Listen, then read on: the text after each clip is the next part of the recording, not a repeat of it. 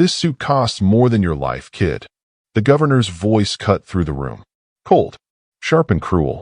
The busboy froze, water dripping down his hands. Guests chuckled nervously. Forks scraped against plates. No one spoke. No one dared. Clumsy. Worthless. You people don't belong here. He sneered, brushing at his sleeve. The boy's lips trembled, but he said nothing. His silence was heavy, humiliating. And in the corner, she watched. A black waitress. Eyes steady. Lips pressed. Too calm. Too controlled. Because she knew something no one else did. Something that would turn that laughter into gasps. Tonight, it wasn't the busboy who needed saving. It was the governor himself. Governor, over here. A man in a navy suit waved across the dining room. The governor grinned, lifted a hand, walked slow, like the whole place belonged to him. Another voice chimed in. Sir, we saved you the best seat. Right at the center. Chairs slid.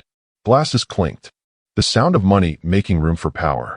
Servers moved in lines. Quick, careful. Plates out. Plates in. Yes, sir. Of course, ma'am. Same words, different tables. Polite voices. Tired eyes.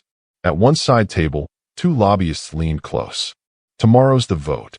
He signs, it passes. Their eyes flicked toward the governor. He caught the glance, smirked, raised his glass. A deal sealed without a word. Across the room, a woman whispered to her friend. Did you see the menu? $500 for a steak.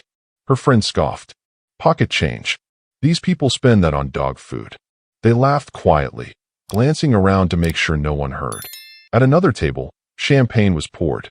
A man bragged loud. This bottle? 1947. Chateau Cheval Blanc. His hand rested heavy on the stem of the glass. Worth more than your house, he told the young server.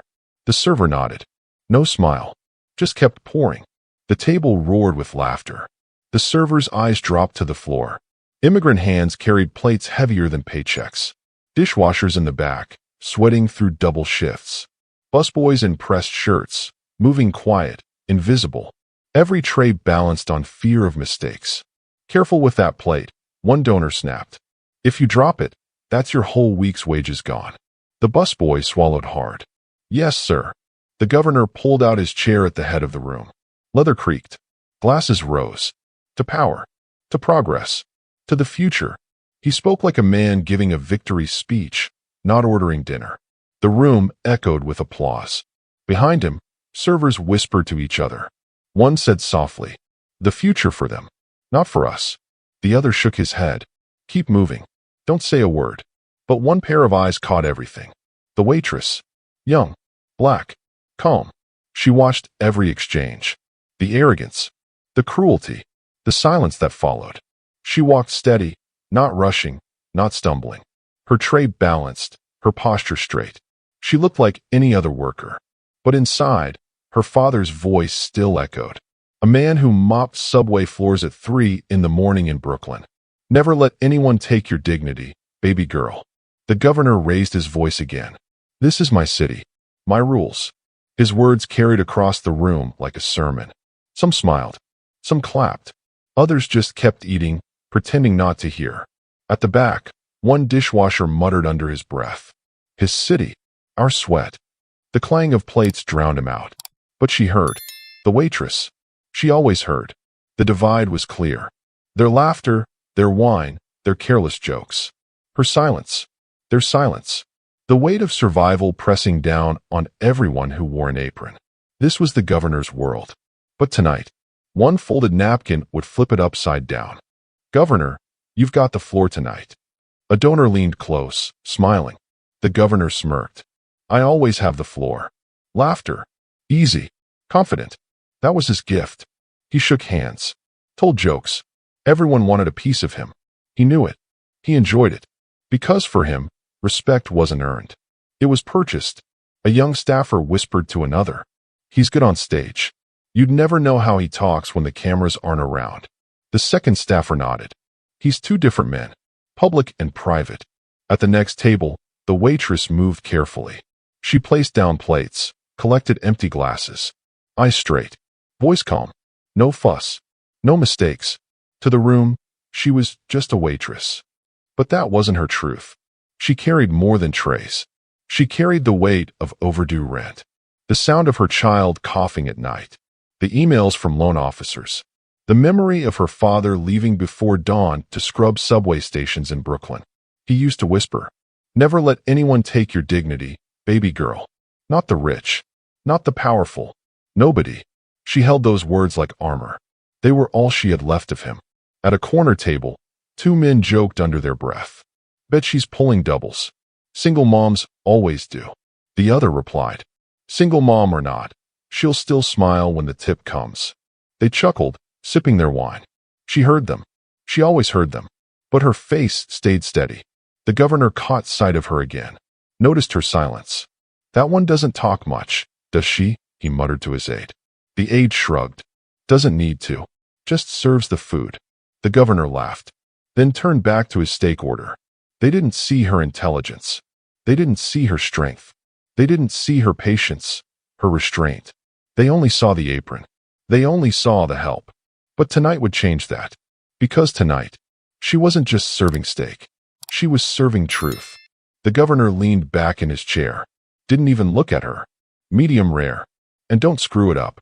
She nodded. Calm. Steady. Her hand wrote the order. Her eyes stayed on the pad. He chuckled. "Don't spit in my food, sweetheart." The table erupted. Laughter rolled, sharp and cutting. One donor slapped the governor's shoulder.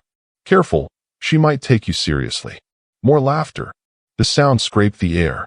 At the next table, a man whispered, "She should be grateful. That tip will cover her groceries." The reply came fast. "People like her should just be happy they've got jobs." The words weren't loud, but they carried. She heard them. Everyone did. No one answered. She set down water for another guest. Her voice was even. "Here you go, sir." The man didn't look at her, just waved her off like she was nothing. Back at the governor's table, another raised his glass. "500 for a steak. And worth every cent, right, governor?" The governor grinned. "Worth it. Not like the people serving it will ever taste it." The table roared again. Her face stayed calm. Her steps never faltered. Closer to the bar, two men talked low. "You can see it. She hates this." The other shrugged. "Then she shouldn't be here. Jobs don't fall from trees." "Exactly. You take what you get." The governor lifted his wine. "This city works because people like us make the rules, and people like her follow them." A few nodded. Others stared into their glasses. The silence felt heavier than the laughter. She placed a tray down, her hand steady, her face unreadable. Inside, a storm waited. The governor's voice carried once more. "I want it quick and perfect. That's what I pay for." The donor beside him smirked. "That's why we tip, isn't it? To keep them in line." The room shifted. Not a sound, yet every ear caught the words. Every server heard them. Every busboy felt them. But no one spoke, except her, and not with words. She moved calm, her steps deliberate, the order taken, the tray carried, her silence louder than his laughter. But when his $500 steak finally arrived, it wasn't the meat that made him choke. If you've ever had to bite your tongue at work while someone humiliated you, you know this moment. And if you stay silent now, his words win again. The kitchen doors swung open. A line of servers stepped out, plates steaming, orders balanced, voices low. One whispered to another, "That's his steak. The $500 one. Yeah, don't drop it." The governor leaned back, tapping his glass with a spoon. "Ladies and gentlemen, patience pays off." He grinned wide. "Finally, my steak." The server placed the plate in front of him. A thick cut, charred edges, juices spreading. The governor clapped his hands, loud enough to turn heads. "Finally, my $500 steak. Took long enough." His donors laughed, clapping along. One leaned across the table. "Worth every penny, right?" The governor smirked. "Worth every cent. This is why AI will take all their jobs soon." The table erupted.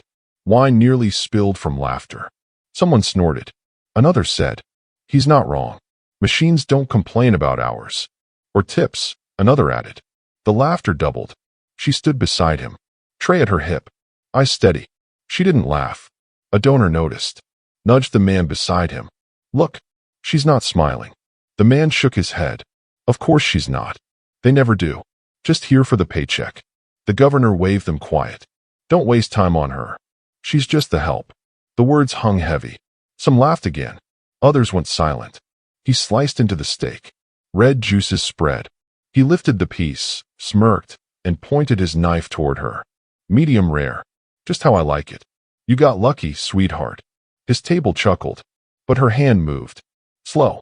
Calm. A folded napkin slid across the table, placed just beside his fork. The donors frowned. One whispered, "What's that?" Another shrugged.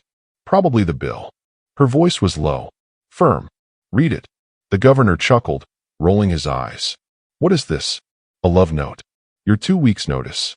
He stabbed another piece of steak with his fork, chewed slow, arrogant, confident, but curiosity tugged. He unfolded the napkin. Eyes dropped to the words. 7 short words. His smile cracked. The color in his face shifted. His lips parted. No sound came out. One donor leaned closer. "Governor? What does it say?" Another tried to peek. "Is it a threat?" He folded the napkin back quickly, pressed it into his palm, as though hiding it could erase it. The room hushed. Forks lowered. Wine glasses paused midair. Every head turned his way. The governor's hand trembled. The glass he lifted almost slipped. He set it down fast, the stem rattling against the table. "Governor? You all right?" a guest asked. His aide leaned in. "Sir, what's going on?" No answer. Only silence. His chest rose faster. His eyes darted, searching. One donor muttered, "It's nothing. He's fine." Another whispered back, "No. Look at him. He's rattled." The governor adjusted in his seat, forced a weak smile, tried to laugh, but no sound carried. The waitress stood still, not moving, not speaking, her silence louder than every laugh that had filled the room minutes earlier. The donors exchanged looks. Confusion, concern. One pressed harder. "Governor, what did she give you? Tell us. What's in the note?" His jaw tightened. He looked at her. For the first time all night, he really looked at her. And he said nothing, because the note said 7 words that made his blood run cold. The napkin trembled in his hand. 7 words. "They poisoned your food. Don't eat it." His throat tightened. The laughter at the table stopped. Forks lowered. Wine glasses rested back on the table. He looked at her. For the first time all night, he really looked at her. Not the uniform. Not the apron. Her eyes. Steady. Unshaken. "What did you say?" His voice cracked. She leaned just close enough. Her words were quiet, sharp, deliberate. "I heard them in the kitchen. They want you gone." The table stirred. One donor shifted uneasily. "What is she talking about?" Another leaned in, whispering back, "Don't react. Just watch." The governor's aide touched his arm. "Sir, tell me this is a joke." The governor's lips moved, but nothing came out. He shook his head, slow, uncertain. He turned back to her. Who said that?" His voice dropped, desperate. Her tone cut like glass. "Your own men. In the back." Their voices carried. "They weren't careful. I heard enough." A donor forced a laugh. "Come on. Are we really listening to this? A waitress making up stories." Another sneered. "She's fishing for attention. That's all." But her gaze never wavered. She didn't break. "Believe me or don't. But don't eat that." The governor's fork hovered in the air. Meat skewered, dripping. He froze. Set the fork down. One guest tried to lighten the mood. "Governor, it's absurd. Who would dare poison you here?" Her voice cut through again. "They did. Tonight. I heard the plan." The aide leaned in, whispering fast. "Sir, we need to leave. Now. We can call security." The governor shook his head. Eyes darted from the plate to her. Back to the plate. Back to her. "Why?" he muttered. "Why would they?" She didn't let him finish. Her words were firm. "Because you're standing in their way. Too much power. Too much control. They want you out." The table erupted. Murmurs. Quick exchanges. "That's ridiculous." "Is it? Think about it." "She's lying." Then let him take another bite. The governor's face drained. The steak sat untouched in front of him. A $500 meal suddenly worthless. He shoved the plate away. The scrape of porcelain echoed across the room. The room fell silent. He leaned closer to her. For once, his voice carried no arrogance. No power. Just fear. "Why are you telling me this?" Her answer was calm. Controlled. "Because dignity matters." Even when people like you forget it. Gasps rose around the table. One donor slammed his palm down. This is outrageous. She's making it up. Another leaned forward, whispering through clenched teeth. Shut her up. Right now. But the governor didn't move. Didn't argue. Didn't laugh this time. He kept staring at her. The same woman he mocked. The same woman he dismissed. Now the only voice he trusted in the room. His aide whispered again. Sir, please. We should leave. But the governor barely heard him. His world narrowed to her.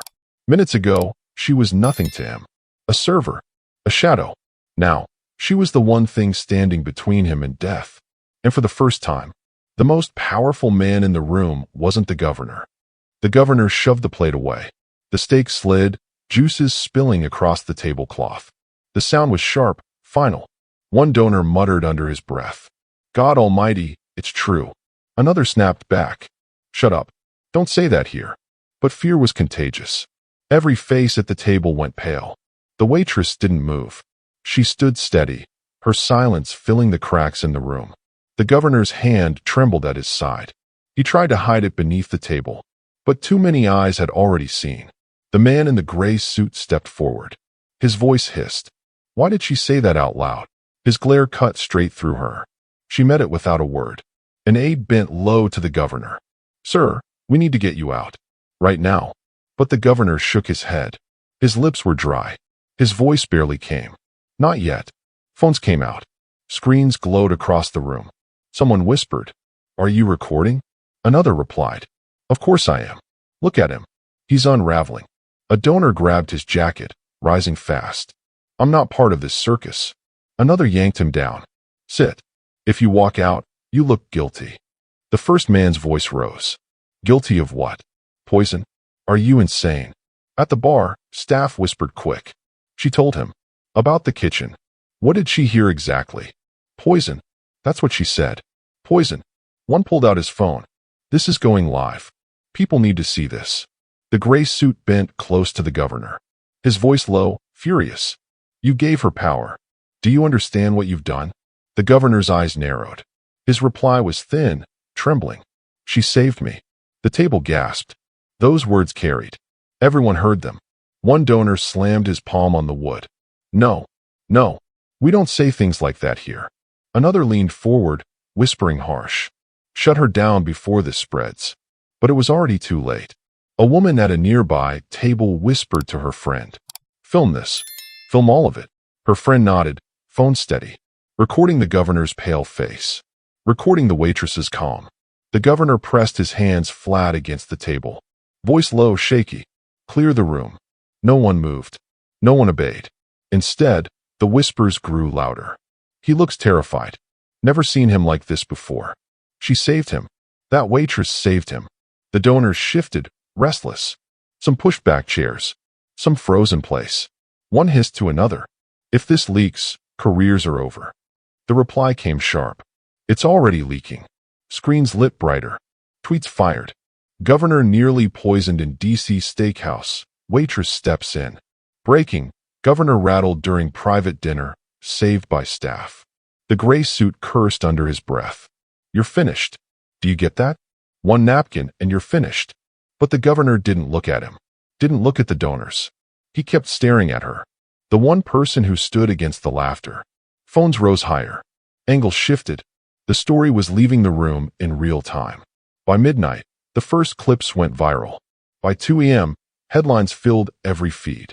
By dawn, the hashtag spread coast to coast. Hashtag waitress hero. If your own daughter worked that shift, would you want her ignored? Or remembered as the one who stood tall? Comment before you scroll. Because staying silent makes you no different than the men who sat at that table, laughing while she carried the truth. But for her, this was never about going viral. By morning, the city was buzzing. Headlines filled every screen.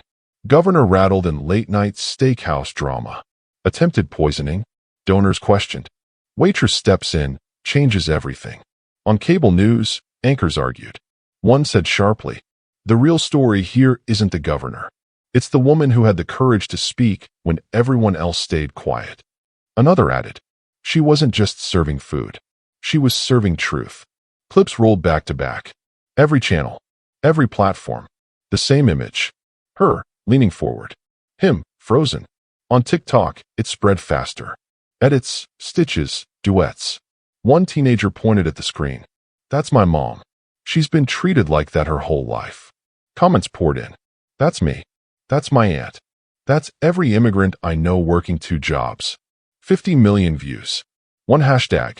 Hashtag Waitress Hero. At a diner in Chicago, 2 truckers debated over coffee. One said, "You see that video? The governor's face when he read it." The other shook his head. Man looked like the power drained out of him. Never seen him like that. In Houston, a group of nurses on break passed around a phone. One whispered. She risked her job, maybe even her life. Another nodded. And for what? Respect. That's it. Just respect. The governor faced the cameras hours later. Reporters crowded. Governor, who tried to poison you? Were your donors involved? Did the waitress save your life? He kept his head down. No answers. Only silence. But investigators moved fast. 2 donors questioned. One arrested. Another escorted out of his office in handcuffs. Reporters shouted. Did you plan it? Were you behind it? They kept walking. Faces hard. Meanwhile, protests grew outside the steakhouse. Crowds gathered with signs. Protect workers, not power. Respect is not optional. Chants carried through the street. Inside, management panicked. Issued statements. Denied responsibility. But the damage was done. Reservations canceled.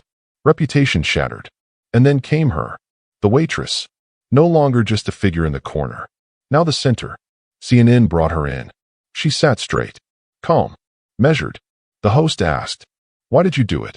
Why speak when everyone else stayed silent?" Her reply was clear. Because silence protects the powerful. And I refuse to be silent. The host pressed.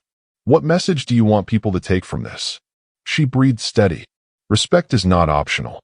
My father worked 3 jobs so I could stand here. Dignity is my birthright. The clip went viral instantly. Cut into reels. Shared on Twitter. Posted on Facebook by mothers, by teachers, by union leaders. In Los Angeles, a group of fast food workers shared it on break. One said softly, "That's all of us. Every shift. Every insult. That's us." In Detroit, an older man posted, "She sounds like my daughter. She sounds like every kid I raised to work hard and demand respect." In classrooms, teachers showed it. This, one told her students, is what courage looks like. It wasn't just about one governor. It wasn't just about one steakhouse.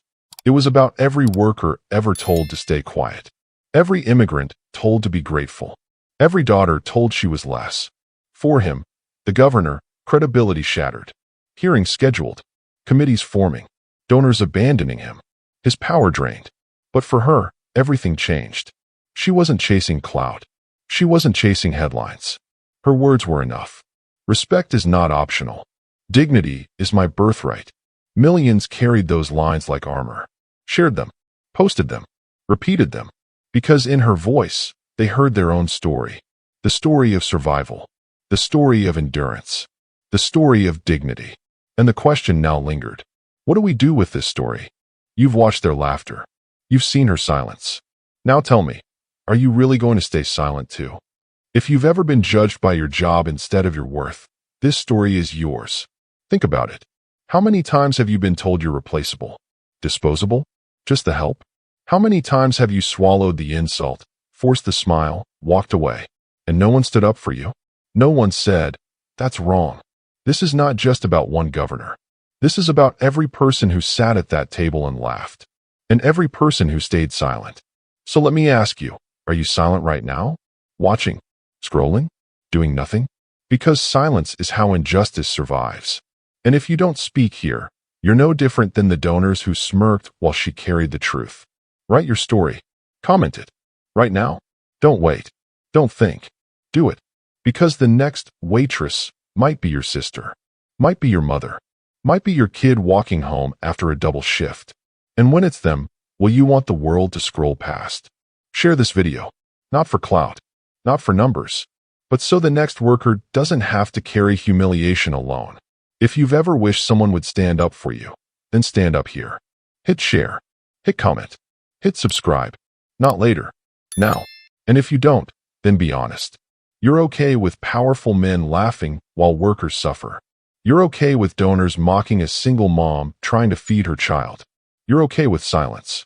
But if you're not, prove it. Prove it right now. Subscribe, comment, share. Because if you don't, you didn't just ignore her story. You became part of his.